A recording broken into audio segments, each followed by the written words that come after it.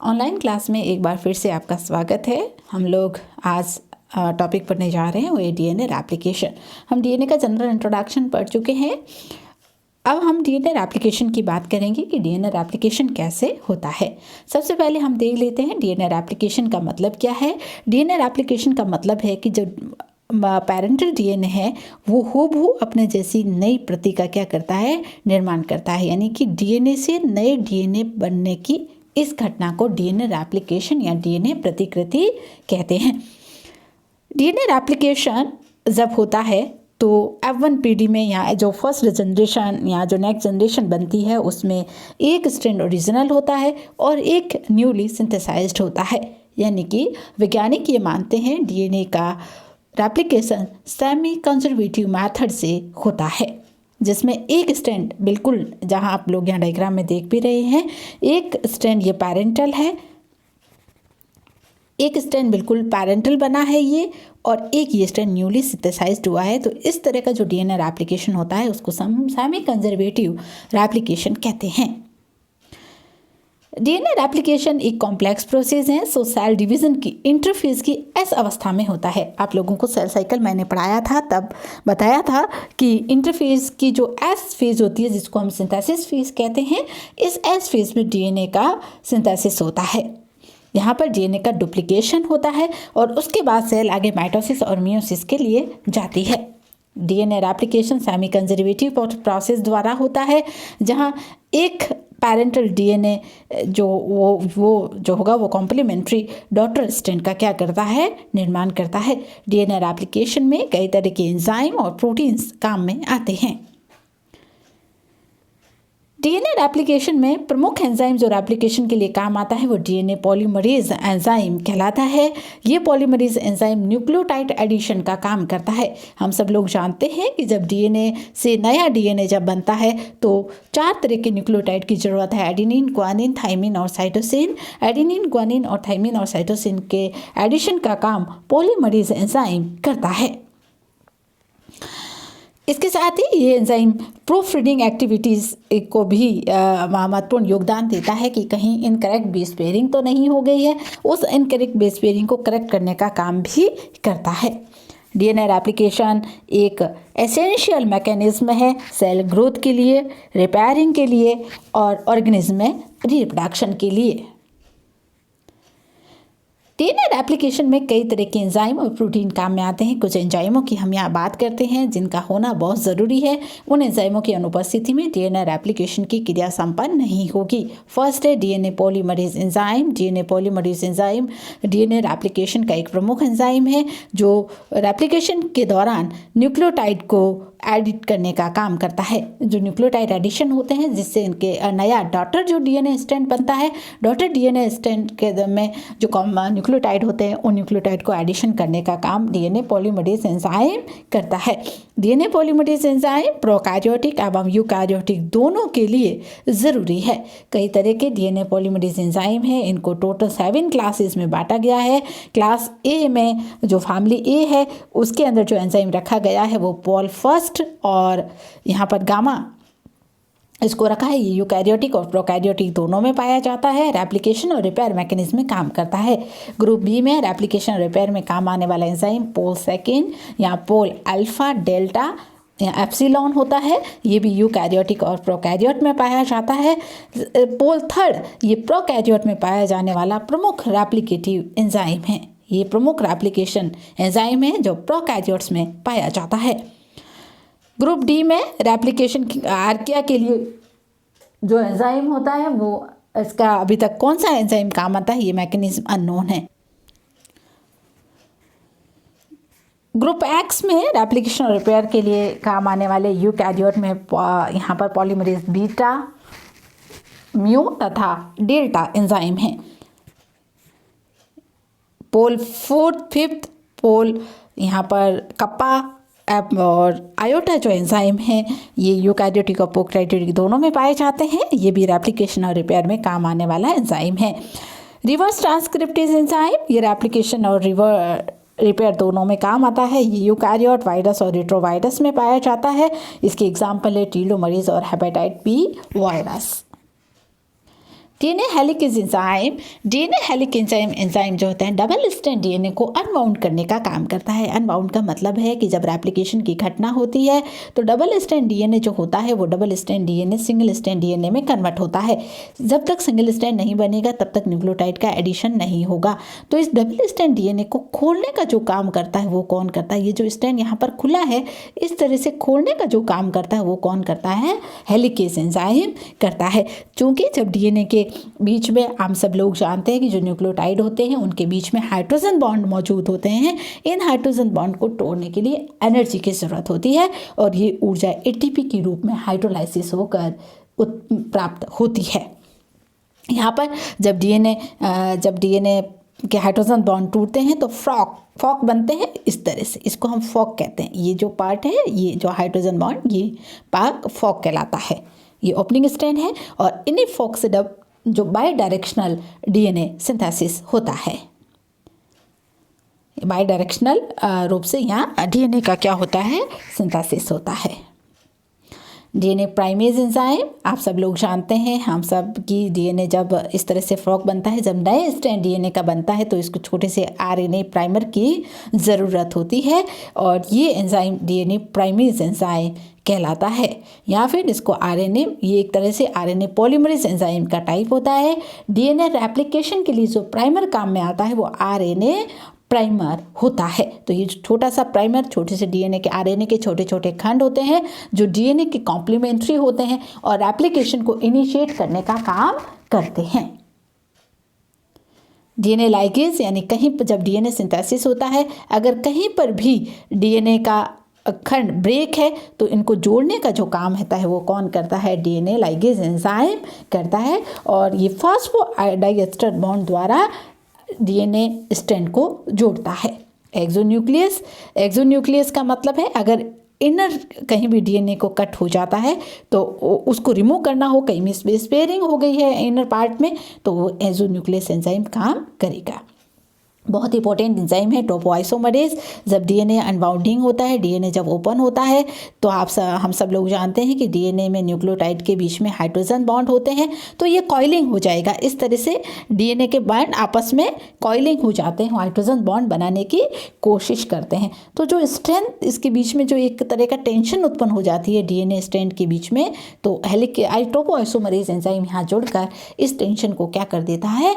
ख़त्म कर देता है। वो डीएनए की कोइलिंग होने से डीएनए जो वापस जो रिजॉइन हो जाता है, वापस जो बॉन्ड बना ले, जैसे मान लो अगर हेलिकेज एंजाइम नहीं जुड़ा तो डीएनए वापस क्या बना सकता है? बॉन्ड बना सकता है। तो उस बॉन्डिंग को रोकने के लिए किसकी ज़रूरत पड़ती है? टोपोआइसोमरेज एंजाइम की ज़रूरत पड़ती है। तो टोपोआइसोमरेज एंजाइम जो होगा वो क्या करेगा?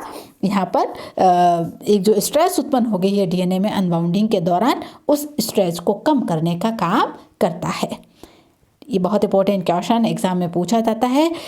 यूकैरियोट्स में हम लोग जो इसको एंजाइम को टोपोआइसोमरेज जानते हैं और प्रोकैरियोट्स में खासकर ई कोलाई में इस एंजाइम को गायरेज नाम से जाना जाता है। गायरेज शब्द भी जहाँ भी आ जाए उसका मतलब भी टोपोआइसोमरेज ही है। टीलोमरेज एंजाइम यूकैरियोटिक कोशिकाओं में कुछ स्पेसिफिक सीक्वेंस को ऐड करने के लिए टीलोमरेज एंजाइम काम करता है और ये एंजाइम टीलोमरेज सीक्वेंस को ऐड करके उस डीएनए को स्टेबिलिटी प्रदान करता है। इस तरह से ये एंजाइम आप लोग देख लीजिए कि ये डबल स्ट्रैंड डीएनए है। जब ये ओपन होता है तो इसमें एक स्ट्रेस उत्पन्न होता है। इस स्ट्रेस को कम करने के लिए किसकी ज़रूरत पड़ती है? टोपोआइसोमरेज एंजाइम की। प्रोटीन आता है सिंगल स्ट्रैंड बाइंडिंग प्रोटीन। जब ये डीएनए आपस में हाइड्रोजन बॉन्ड ना बना सके, इसलिए यहाँ आकर कौन जुड़ जाता है? सिंगल स्ट्रैंड बाइंडिंग प्रोटीन जुड़ता है। न्यूक्लियोटाइड को ऐड करने का काम कौन करता है? पॉलीमरेज एंजाइम काम करता है। और प्राइमर को जोड़ने का काम कौन करता है? आरएनए प्राइमेज या डीएनए प्राइमेज एंजाइम यहाँ पर जो होगा वो आरएनए प्राइमर को जोड़ने का काम करता है। तो ये प्रमुख एंजाइम है जो डीएनए रेप्लिकेशन के दौरान काम आते हैं। डीएनए सिंथेसिस होता कैसे है? वॉटसन और क्रिक ने कहा था कि डीएनए जब सिंथेसिस होता है तो सेमी कंजर्वेटिव मेथड से डीएनए का निर्माण होता है। इसको एक्सपेरिमेंटली रूप से, प्रायोगिक रूप से इसको समझाने का काम मैसेल्सन और स्टॉल ने किया है। मैसेल्सन और स्टॉल दो वैज्ञानिक हुए हैं जिन्होंने प्रायोगिक तौर पर यह समझाया है कि डीएनए का निर्माण सेमी कंजर्वेटिव मेथड से होता है। कुछ वैज्ञानिक जैसे कह रहे थे कि डीएनए कंजर्वेटिव मेथड से या डिस्पर्जन मेथड से बनता है, उस पूरी तरह से उसको खंडित करते हुए यूनिवर्सल एक्सेप्टेड एक मॉडल जो है उन्होंने प्रस्तुत किया, semi conservative method of replication. किसने प्रस्तुत किया है? ये सिद्ध किया है मैसेल्सन और स्टॉल ने। मैसेल्सन और स्टॉल ने 1958 में ई कुलाई पर वर्क करते हुए इन्होंने अपना ये प्रयोग किया है। मैसेल्सन का पूरा नाम मैथ्यू मैसेल्सन और फ्रैंकलिन स्टॉल है, जिन्होंने 1958 में ई कुलाई पर अपना प्रयोग किया है। कैसे प्रयोग किया है मैं डायग्राम से समझा देती हूँ, बाकी आप लोग यहाँ पर जो है वो क्या करेंगे, थ्योरी पढ़ लेंगे। इन्होंने क्या किया कि जो सबसे पहले जो डीएनए था उस डीएनए को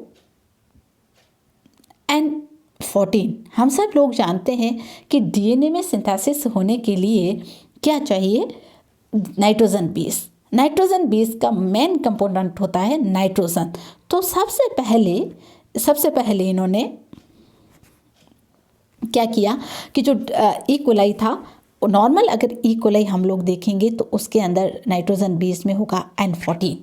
N14 नॉर्मल होता है, लेकिन N14 वाले इस डीएनए को इन्होंने N15 NH4Cl अमोनियम क्लोराइड युक्त माध्यम पर मैनी जनरेशन ग्रो कराया। बहुत ज़्यादा जनरेशन तक इसको जो ग्रो करवाया वो किस में था, N15 में ग्रो करवाया। यानी कि N14 युक्त जो डीएनए युक्त जो न्यूक्लियोटाइड थे उनको ग्रोथ इन्होंने किस में करवा दी, आगे इनका कल्चर मीडिया करवाया, N15 में इसकी ग्रोथ करवाई। तो काफ़ी जनरेशन के बाद सारे के सारे जो डीएनए बनेंगे वो कैसे होंगे, N15 युक्त होंगे। N15 एक हैवी आइसोटॉप होता है। नॉर्मली N14 होता है जिसमें 7 प्रोटॉन और 7 न्यूट्रॉन होते हैं, लेकिन यहाँ पर N15 है, हैवी आइसोटॉप ये होता है। और ये हम सब लोग जानते हैं कि जो नाइट्रोजन बेसिस होता है उनका मुख्य कंपोनेंट नाइट्रोजन है और नाइट्रोजन उसको बाहरी वातावरण पर मिलता है। तो ई कोलाई को इन्होंने N15 अमोनियम क्लोराइड युक्त कल्चर मीडियम पर कई सारी जनरेशन तक इनको ग्रो करवाया है। बहुत सारी जनरेशन तक इस मीडियम को क्या करवाया, ग्रो करवाया ई कोलाई को कल्चर पर। जब बहुत सारी जनरेशन तक ई कोलाई को जब ग्रो करवाया तो जो आखिर में जो यहाँ पर जो बने वो सारे के सारे ई कोलाई के जो डीएनए थे वो कैसे थे, N15 थे। इन्होंने क्या किया कि इस N15 युक्त बैक्टीरिया को सीजियम क्लोराइड में डाला। सीजियम क्लोराइड यहाँ पर लिया इन्होंने और इस सीजियम क्लोराइड डाल पर इसको सेंट्रीफ्यूज किया। तो इन्होंने क्या देखा कि सेंट्रीफ्यूज करने के बाद इन्होंने देखा कि यहाँ पर उन्होंने एक फोटोग्राफिक प्लेट लगा दी और यहाँ से उन्होंने यूवी रेज दी। जब उन्होंने यूवी रेज दी तो इस स्थान पर एक बैंड दिखाई दिया जो कि सीजियम N15 हैवी है, हैवी आइसोटॉप है। तो ये कहाँ जमेगा, आधार में। N14 हल्का है तो ये सरफेस पर आएगा, N15 पेंदे में बैठ जाता है तो इसका बैंड नीचे बना। अब आगे आप ध्यान से सुनिए, आगे इन्होंने क्या किया, ये सारा मैंने थ्योरी में लिखा हुआ है पीछे, मैं केवल वर्बली आपको समझा रही हूँ, आप थ्योरी से इसको अच्छे तरह से पढ़ सकते हैं। तो पहला घटना इन्होंने क्या की, पहला इन्होंने ये किया कि बहुत सारे जनरेशन के बाद जो N15 युक्त ई कोलाई आया उसके डीएनए को इन्होंने सेपरेट किया। सेपरेट करने के बाद इसको सीजियम क्लोराइड में इसको डाल दिया। डालने के बाद इसको सेंट्रीफ्यूज किया। सेंट्रीफ्यूज एक जो है वो इंस्ट्रूमेंट्स हैं जिसमें बहुत तेज़ गति में लगभग 1000 से लेकर 2000 या 10,000 से 20,000 RPM पर उसको क्या किया जाता है, रोटेट किया जाता है, जिससे डीएनए सेपरेट हो जाता है। तो N15 युक्त जब डीएनए इसको इन्होंने जब रोटेट किया और इधर इन्होंने एक फोटोग्राफिक प्लेट लगा दी और इधर से यूवी रेज दी। हम सब लोग जानते हैं कि डीएनए यूवी को ऑब्जर्व करता है। तो यहाँ पर डीएनए है, जहाँ डीएनए होगा वहीं यूवी को क्या करेगा, ऑब्जर्व करेगा। और यहाँ पर एक फोटोग्राफिक प्लेट में एक बैंड का क्या हो गया, निर्माण हो गया, एक फोटोग्राफिक बैंड यहाँ पर बन गया। इसका मतलब इस बहुत सारे जनरेशन के बाद जो डीएनए आया वो कैसा था, N15 था। अब इस N15 युक्त डीएनए को इन्होंने वापस नॉर्मल NH4Cl यहाँ N14 माध्यम पर ग्रो करवाया। वापस कौन से मीडियम में ग्रो करवा दिया, जिसमें क्या था, N14, यानी N15 वाला जो डीएनए था उसको N14 NH4Cl अमोनियम क्लोराइड वाले मीडियम पर इसको ग्रो करवाया।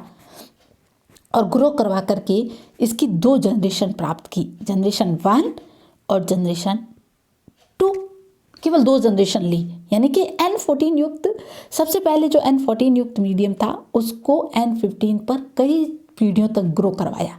लेकिन N15 युक्त जब डीएनए इनके पास आ गया तो इसने ई कोलाई को NH4Cl जो है वो केवल 2 पीढ़ियों तक ग्रो कराया, जनरेशन 1 और जनरेशन 2। जब इन्होंने जनरेशन 1 को सीजियम क्लोराइड में डीएनए इसका डाला और सेंट्रीफ्यूज किया, वही फोटोग्राफिक बैंड लिया। अब N14 होता तो यहाँ बैंड बनता, N15 है इसलिए यहाँ बैंड बना। अब इन्होंने जब देखा कि जब ये नॉर्मल N14 पर N15 युक्त ई कोलाई स्ट्रेन को वृद्धि करवाते हैं तो बैंड न तो यहाँ बनता है और न यहाँ बनता है, बैंड एक मीडियम में बैंड का क्या हो जाता है, निर्माण होता है। यानी कि न तो वो पूरी तरह से N14 है और न ही वो पूरी तरह से क्या है, N15 है। दूसरे में भी जब उन्होंने देखा, सेकेंड जनरेशन में भी उन्होंने सेम किया और ग्रो करवाया तो देखते 2 बैंड बनते हैं, एक N14 वाले रीजन में और एक न तो N14 है और न ही N15 है। नहीं वो क्या है, N14 है और नहीं वो N15 है। ऐसा हुआ कैसे, आप इस डायग्राम से समझेंगे। अब ये नॉर्मल N15 युक्त डीएनए था और इसका ग्रोथ इन्होंने कल्चर यहाँ करवाया N14 में। जब इसका कल्चर N14 में करवाया तो एक तो हैवी स्ट्रेन, डार्क कलर का आप देख रहे हैं, ये हैवी स्ट्रेन है और ये लाइट स्ट्रेन है, ये N14 का है। यानी एक तो N15 पैतृक का आया और एक N14 किसका आ गया है, कल्चर मीडिया से यहाँ नया स्ट्रेन बना है। इस कारण जो ये यहाँ पर जो डीएनए बना वो हाइब्रिड था, जिसमें N14 और N15 दोनों थे। एक स्ट्रेन में N15 था, दूसरे स्ट्रेन में कैसे था, N14 था। यानी कि एक तो पैतृक का था और एक बिल्कुल नया बना था। अब इसकी जब फर्स्ट जनरेशन ये आ गई, इसके बाद जब इसका अगला रेप्लिकेशन करवाया, वही मीडियम क्या रखा, यहाँ भी N14। जब सेकेंड जनरेशन में इसको ग्रो करवाया तो क्या देखते हैं कि सेकेंड जनरेशन में एक तो इसका पैतृक का सेम रहेगा, एक ये नया बना। अब यहाँ पर एक ये पैतृक N14 युक्त और नया भी कैसा बनेगा, N14, क्यों माध्यम में क्या उपस्थित है, N14। तो नाइट्रोजन बेसिस जो होंगे वो क्या लेंगे, नाइट्रोजन बेसिस N14 लेंगे। N14 लेंगे तो दूसरा स्ट्रैंड भी कैसा बनेगा, N14। सेम कंडीशन इसमें हुई, एक स्ट्रैंड N14 का था और नया बनने वाला भी N14 का था। एक स्ट्रैंड कैसा था, N15 था और नया बनने वाला स्ट्रैंड कैसा था, N14 था। इस कारण यहाँ पर ये वाले स्ट्रैंड के लिए तो यहाँ बैंड बना और जो हाइब्रिड था उसके लिए ये बैंड बना। इस पूरे प्रयोग के आधार पर यहाँ आप देख रहे हैं, ये सेम टू सेम प्रयोग मैंने यहाँ पर किया है।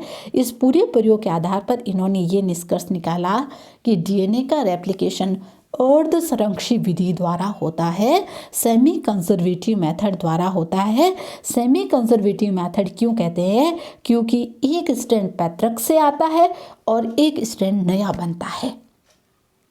एक स्ट्रैंड किससे आएगा, पैतृक से, लेकिन एक स्ट्रैंड क्या बनेगा, नया बनेगा। तो इस तरह से पीढ़ी दर पीढ़ी जब डीएनए जो बनेंगे उसमें हमेशा रेप्लिकेशन सेमी कंजर्वेटिव मेथड से होता है, न कि कंजर्वेटिव या डिस्पर्जन मेथड से। ये मैसलसन और स्टॉल का प्रयोग ये साबित करता है। इसकी पूरी थ्योरी आप लोग पढ़िए और फिर ये देखिए यहाँ पर भी, यहाँ जो हम लोगों ने बनाया मैंने, ये N14 आइसोटोप है। ये क्योंकि हैवी है तो इसका बैंड नीचे बनता है। सेकंड में N14 को किस पर ग्रो करवाया है, N15 को N14 मीडियम पर ग्रो करवाया तो हाइब्रिड बना। यानी एक तो N15 बैंड आ ही गया, लेकिन एक तो क्या बना, नया सिंथेसिस हुआ। जो कि मीडियम में N14 था, अमोनियम क्लोराइड था जो N14 युक्त था। तो जो नाइट्रोजन बेस बने उन्होंने कौन सा नाइट्रोजन लिया, N14 लिया। तो नए बनने वाले स्ट्रैंड में N14 आया, तो जो नया बना वो N14 और पैतृक N15 था। तो डीएनए स्ट्रैंड हाइब्रिड हो गया, N14 N15, एक स्ट्रैंड N15, दूसरा स्ट्रैंड N14। इस तरह से ये फर्स्ट जनरेशन आई। और सेकेंड जनरेशन में चूंकि 2 थे, 2 से 4 बनेंगे, तो 4 बने तो एक तो पैतृक था वो N15 था, दूसरा N14, दोनों बीच के N14 और फिर एक N14 और एक N15 बना। तो 2 बैंड दिखाई दिए, एक N14 का बैंड और एक हाइब्रिड बैंड जिसमें N14 और N15 दोनों थे। तो मैसलसन और स्टॉल ने अपने प्रयोग से ये सिद्ध किया है कि डीएनए का निर्माण अर्धसंरक्षित विधि द्वारा होता है। जिस तरह से वॉटसन और क्रिक ने कहा था, उनकी वो बात सही है कि डीएनए अर्धसंरक्षित विधि द्वारा बनता है, जिसमें एक स्ट्रैंड पैतृक का होता है, एक स्ट्रैंड बिल्कुल नया बनता है। और ये होता कैसे है, ये प्रोसेस किस तरह से डीएनए रेप्लिकेशन होता है, डीएनए रेप्लिकेशन की पूरी प्रक्रिया कैसे होती है, उस पूरे घटनाक्रम को हम अगले वीडियो में डिस्कस करेंगे। आपके कोर्स में मैसलसन और स्टॉल का ये प्रयोग है, तो अच्छे से इस प्रयोग को समझिए। डीएनए रेप्लिकेशन में काम आने वाले विभिन्न प्रकार के एंजाइमों को समझिए, ताकि हम जब रेप्लिकेशन की पूरी घटना को पढ़ें तो आप आसानी से समझ सकें, उसको आसानी से आप लोग समझ पाएँ कि किस तरह से ये पूरा घटनाक्रम होता है। बहुत इंपॉर्टेंट टॉपिक है, कई बार एग्जाम में इसको डिटेल में पूछा जाता है। सीधा प्रश्न, डीएनए रेप्लिकेशन क्या होता है, विस्तारित रूप से समझाइए। तो आप आसानी से, मेरे हिसाब से आप लोगों को अच्छे से समझ में आ गया होगा। पूरी थ्योरी जो मैंने समझाया है प्रयोग, उसकी पूरी थ्योरी को भी पढ़िए कि किस तरह से ये प्रयोग हो रहा है। महत्वपूर्ण चीज़ें हैं कि एक हैवी आइसोटोप नाइट्रोजन लिया गया है, एक सामान्य नाइट्रोजन लिया गया है, सीजियम क्लोराइड यहाँ पर लिया है, यहाँ पर सेंट्रीफ्यूज इसको किया है और उसके बाद ये रिजल्ट निकाले गए हैं। Thank you.